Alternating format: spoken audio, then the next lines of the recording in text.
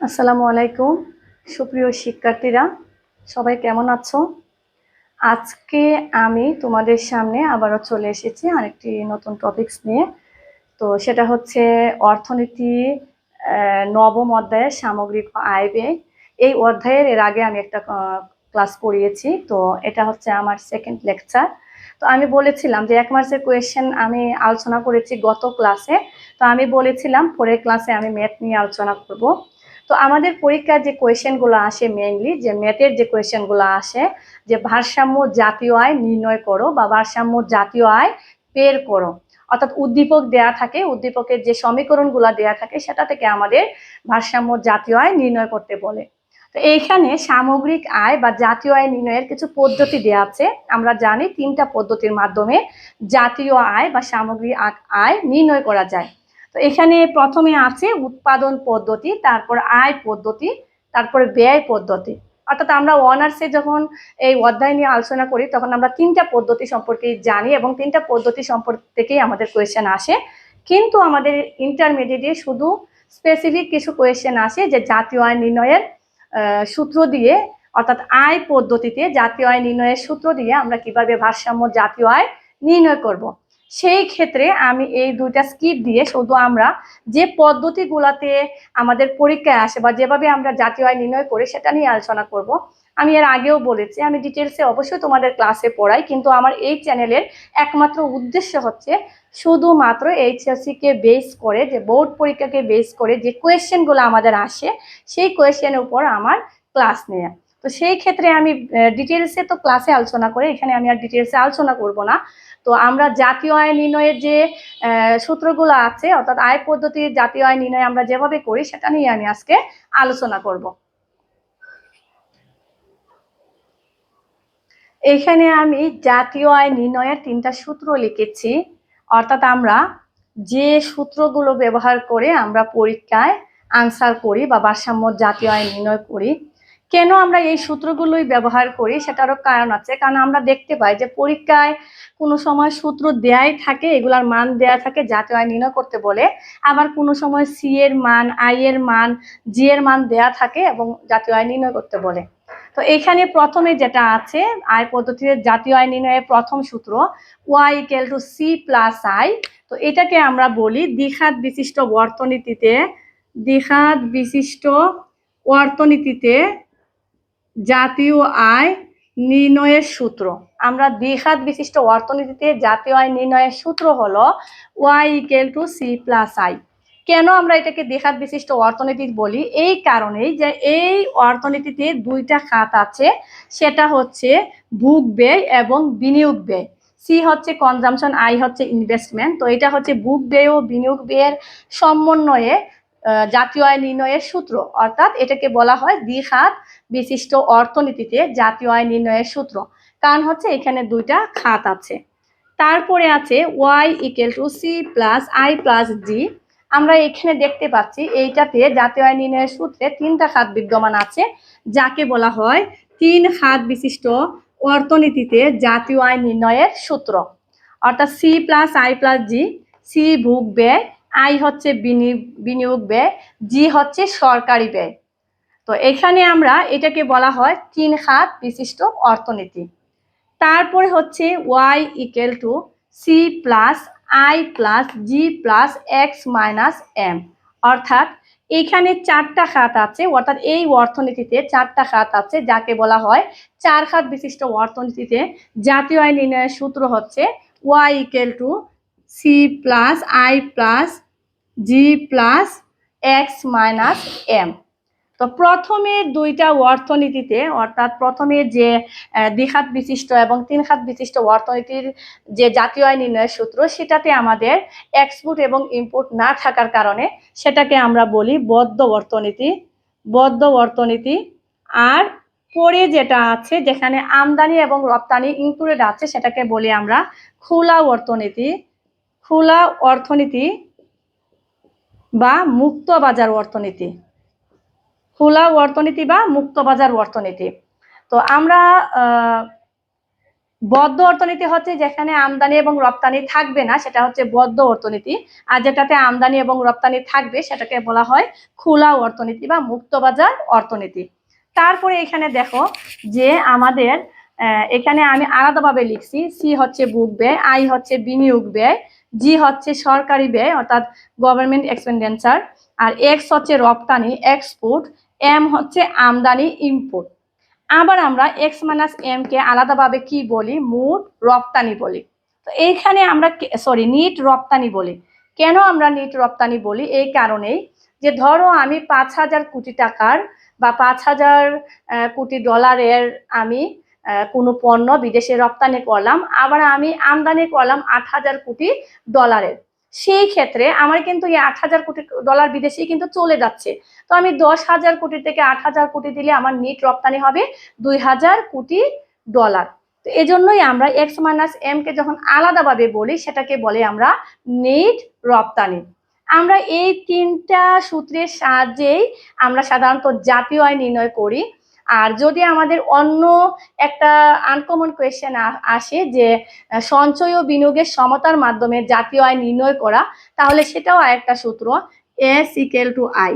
এই তিনটা সূত্র ছাড়াও আমরা এইচএসসি তে যে সূত্রটা ব্যবহার করি সেটা হচ্ছে এস ইকুয়াল টু আই, অর্থাৎ সঞ্চয় ও বিনিয়োগের সমতার মাধ্যমে জাতীয় আয় নির্ণয়।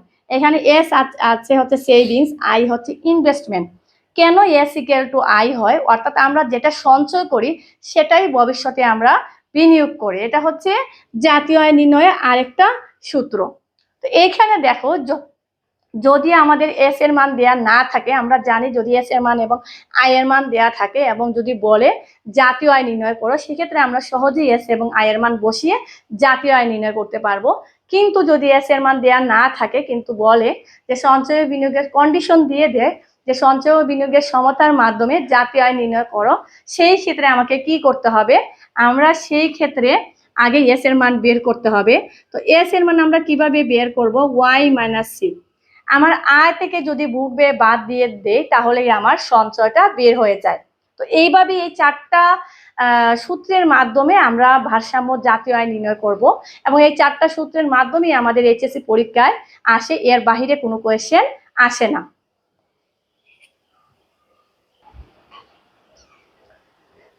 এখানে একটা উদ্দীপক দেয়া আছে, অর্থাৎ সি এর মান দেয়া আছে, আই এর মান দেয়া আছে, জি এর মান দেয়া আছে। এখানে বলা হয়েছে যে উদ্দীপকের আলোকে ভারসাম্য জাতীয় আয় নির্ণয় করো। তো আমরা বলেছিলাম যে আমরা যে সূত্রগুলো আমরা শিখেছি সেই সূত্র কোন সময় কোন সূত্র ব্যবহার করব আমি, সেটা নির্ভর করে আমার উদ্দীপকের উপর অর্থাৎ কোয়েশ্চেনের উপর। কোয়েশ্চেনে আমরা দেখতে পাচ্ছি এখানে সি এর মান, আই এর মান এবং জি এর মান দেওয়া আছে। তার মানে এখানে আমরা 3 খাত বিশিষ্ট অর্থনীতিতে জাতীয় আয়ের যে সূত্র সেটা আমরা ব্যবহার করতে পারবো। তো সেই ক্ষেত্রে আমাকে প্রথমে কি করতে হবে? দেওয়া আছে দিয়ে সি, আই এবং জি এর মানটা যা আছে, যে সমীকরণটা আছে সেটাই বসাতে হবে। তারপরে আমরা লিখব আমরা জানি, আমি এখানে আর দেওয়া আছে দিয়ে লিখলাম না, দেওয়া আছে দিয়ে আমরা এই সমীকরণগুলো উঠাবো। তারপর লিখবো আমরা জানি Y equal to C plus I plus G, বা ওয়াই তো ওয়াই থাকবে, সি এর মান হচ্ছে 100 প্লাস 0.75 ওয়াই, আই হচ্ছে 100 প্লাস 150, জি হচ্ছে 150। এখন যেহেতু আমরা জাতীয় আয়টা নির্ণয় করবো অর্থাৎ ওয়াই এর মান বের করব, সেই ক্ষেত্রে ওয়াই গুলোকে আমরা বাম পাশে নিয়ে আসবো। Y minus 0.75 Y equal to 100 100 200 আর 150 হচ্ছে 350। এখন দেখো এই যে ওয়াই, একটা যে সিঙ্গেল এখানে তোমার